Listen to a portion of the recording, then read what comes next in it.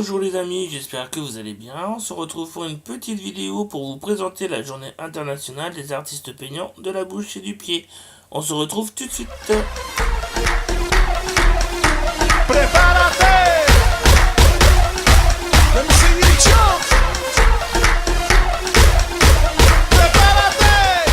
Donc on se retrouve maintenant pour présenter cette journée internationale qui sera le 5 septembre. Et le 5 septembre, ça n'a pas été une date choisie au hasard, ça a été une date choisie pour honorer la mémoire et le travail réalisé par le fondateur de cette association, Monsieur Arnulf Eric Stegmann. Donc, comme je vous disais, Eric Stegmann est pour moi un personnage hors du commun. Il est né le 4 mars 1912 à Darmstadt, et 2 ans plus tard, il est atteint par la poliomyélite, et c'est comme ça qu'il commence à écrire et à peindre avec la bouche.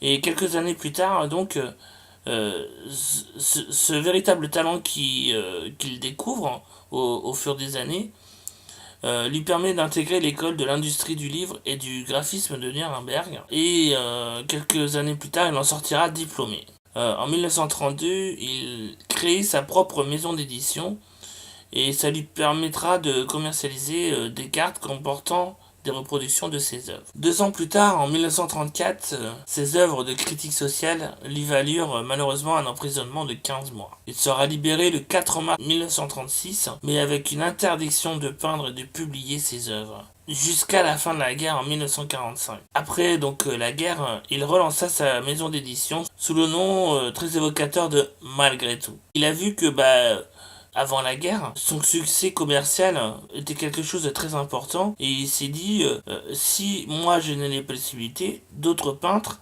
atteints d'un handicap peuvent être capables de pouvoir subvenir financièrement à ses besoins grâce à leur travail artistique en fait. Donc en 1957, il fonda l'association internationale des artistes peignants de la bouche et du pied. Mais pour ça, il a fallu se rattacher et créer des sociétés d'édition. La société d'édition française des artistes peignants de la bouche et du pied a été créée en 1959, le 30 mai 1959. Et donc cette maison d'édition est chargée par l'association de la reproduction des œuvres de ses membres sur cartes, calendriers et autres articles, et de leur diffusion surtout. Et il laissera à ses successeurs la lourde tâche de continuer à faire grandir ce qu'il a créé de sa propre bouche. Et donc se succédèrent 3 autres présidents, de 1984 à 2001 Marly Stové, de 2001 à 2012 Eros Bonamini, et de 2013 et encore aujourd'hui, président de l'association, Serge Maudet.